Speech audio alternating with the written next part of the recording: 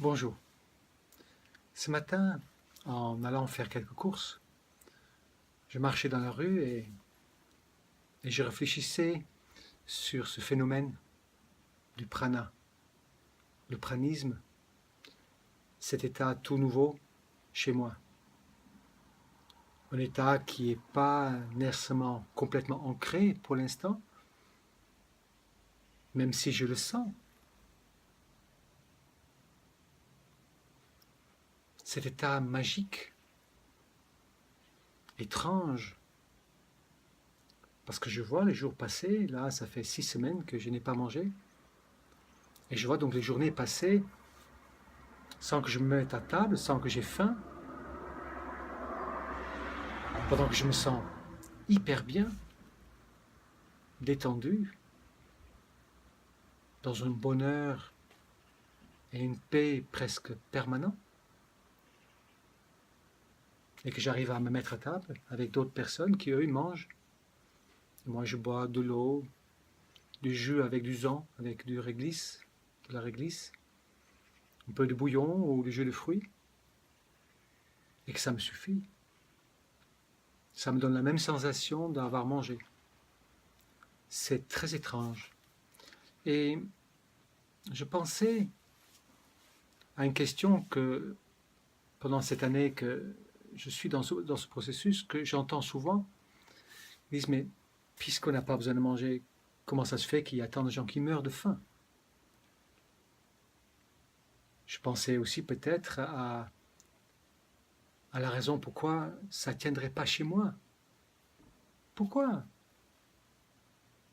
Pourquoi ça ne marche pas pour tout le monde? Et pourquoi, chez certaines personnes, leur état pranique s'arrêterait? Et j'étais en train de faire un peu de brainstorming et de l'introspection, et je suis arrivé à 3 raisons. Je pense que la plus importante peut-être, c'est l'ignorance. Je pense que très peu de gens déjà savent que ce phénomène existe. Et si tu ne sais pas que ça existe, tu ne peux rien faire pour y aller. Tout simplement. Ensuite, il y a des gens qui savent que ça existe, mais qui ignorent ce que ça apporte, qui pensent que la nourriture classique, c'est le summum au niveau du plaisir alimentaire. Ils ne connaissent pas ce que peut provoquer la nourriture pranique de par son gain d'énergie, le fait de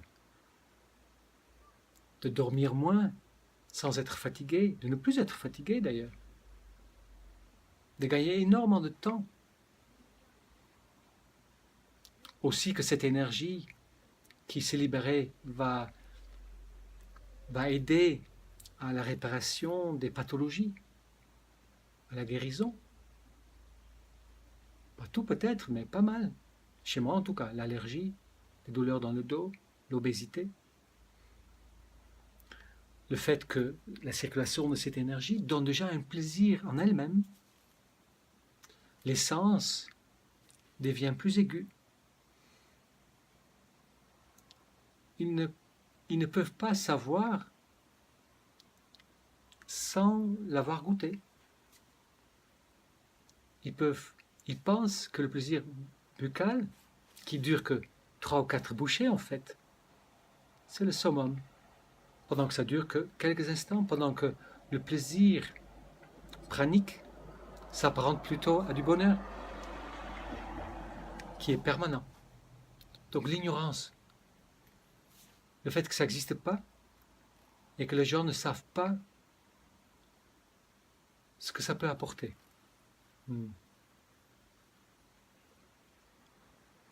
Les 3 grandes raisons sont bien sûr entremêlées. Donc la deuxième, je dirais, c'est les croyances limitantes.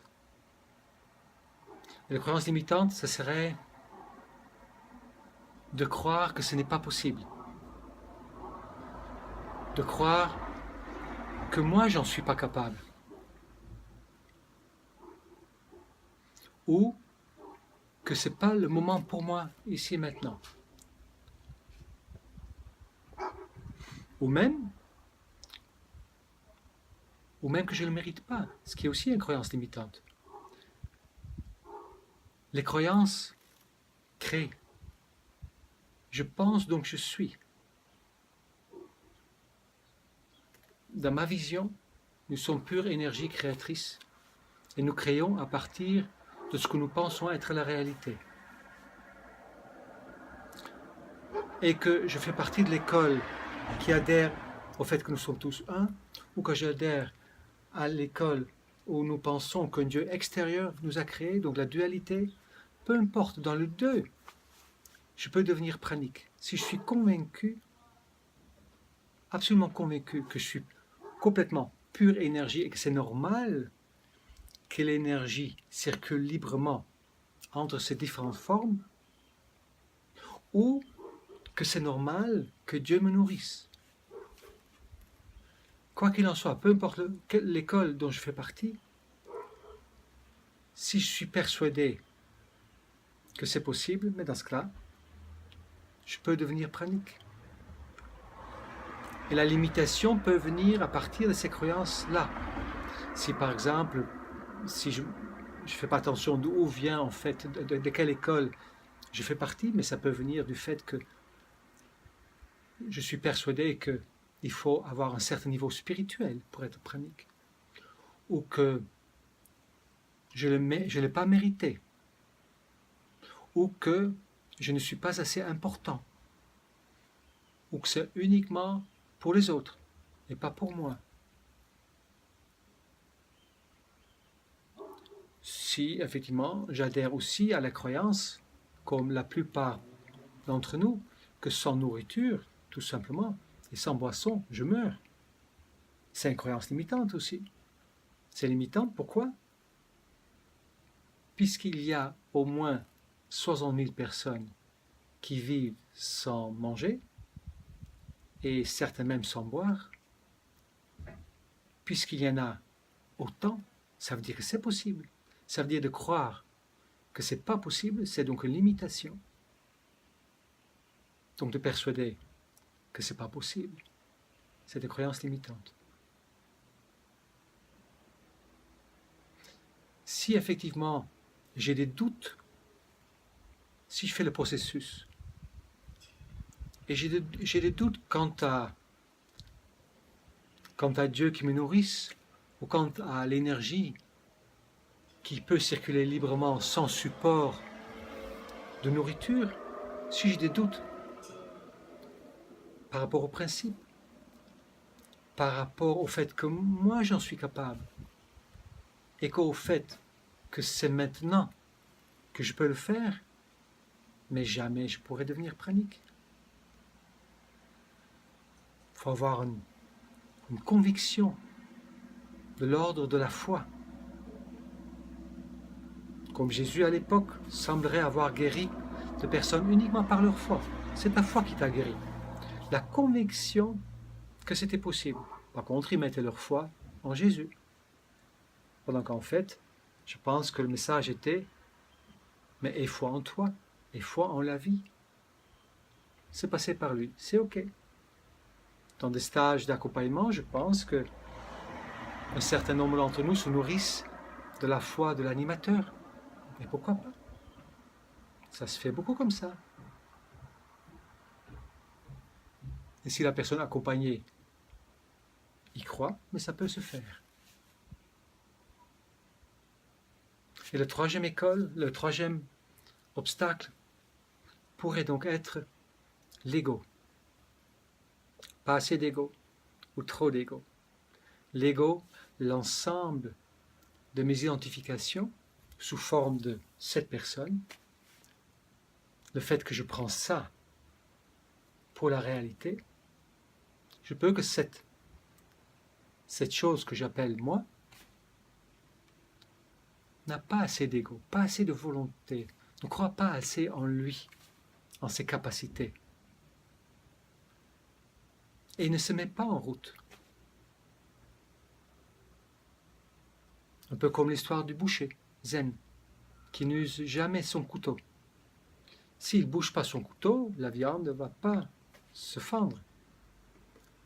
Si je ne fais aucun effort, même si je crois que c'est possible, même si je ne suis plus ignorant, mais il se peut très bien qu'il ne se passera rien.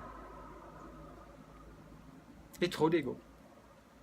Ça veut dire que je mets trop d'importance dans ma volonté personnelle.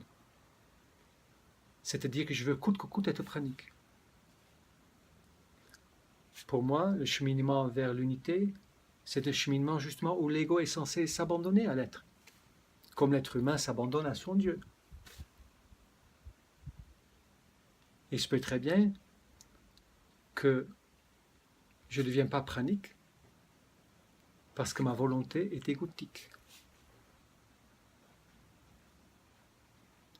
Je pense qu'il y a une forme d'humilité de cet être envers son Dieu, de cette personne envers son Dieu, ou justement envers l'être. Juste comprendre la vraie place qu'il a.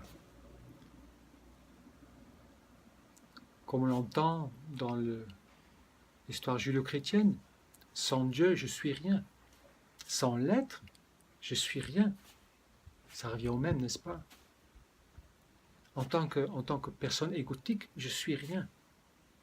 Je ne suis que une manifestation illusoire de l'être, de Dieu.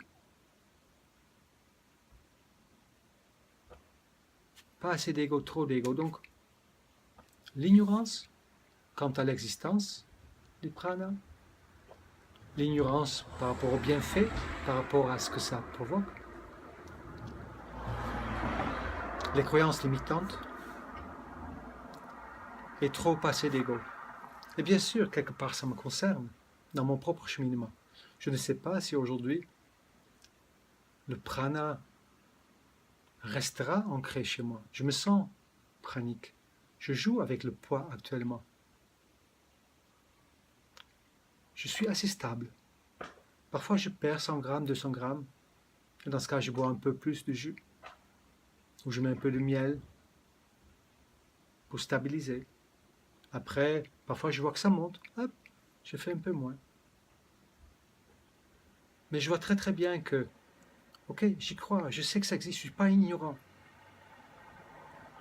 Peut-être chez moi, il peut y avoir cette notion, mais oui. Pranique, oui, ça existe. Oui, les autres, c'est ok. Oui, toi aussi, tu peux, mais quand même, toi, le petit Mickey, toi, tu pourrais être pranique, toi? Mais non, mais non. Depuis que je suis tout petit, on m'a tellement fait comprendre que c'est pas pour moi. Et que j'ai dû systématiquement, par rapport à des sujets différents, faire un effort de dépasser ça. Je fais 3 fois mon bac. Je fais 3 fois mon permis de conduire. Je ne croyais pas en moi. Et malgré ça, je suis devenu autodidacte. Je fais le stage d'intégration pranique 2 fois. Peut-être il en faudrait un 3e. Et comme j'en organise, peut-être le 3e, c'est l'ensemble de mes stages que je propose. Donc je doute souvent sur le fait que toi, le petit Mickey qui devient pranique, mais non. Et la 3e aussi, bien sûr, au niveau de l'ego. D'un côté, je ne crois pas assez en moi, donc je pourrais ne pas faire ce qu'il faut pour. Et de l'autre côté, il y a peut-être une partie en moi, si je suis vraiment très honnête, qui a envie de montrer que je suis capable, moi aussi. Un peu trop d'ego.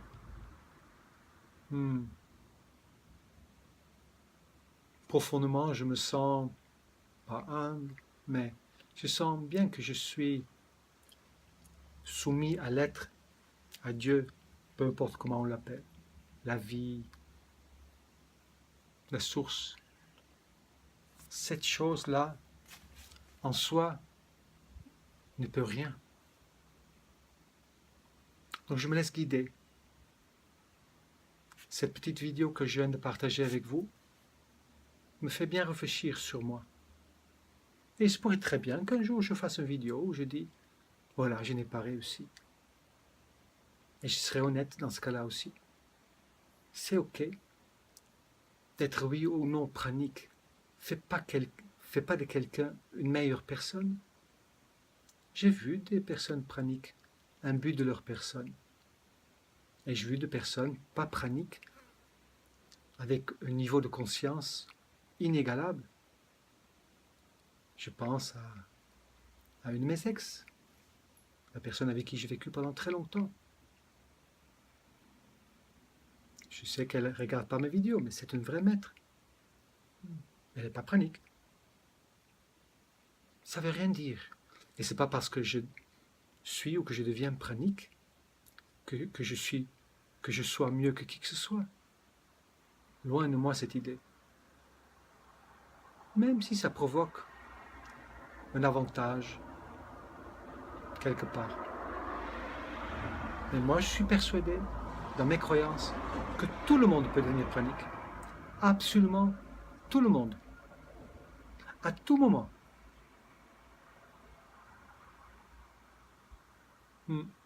Voilà. C'est mon partage pour aujourd'hui. Je vous souhaite une très très belle journée. À très bientôt. Au revoir.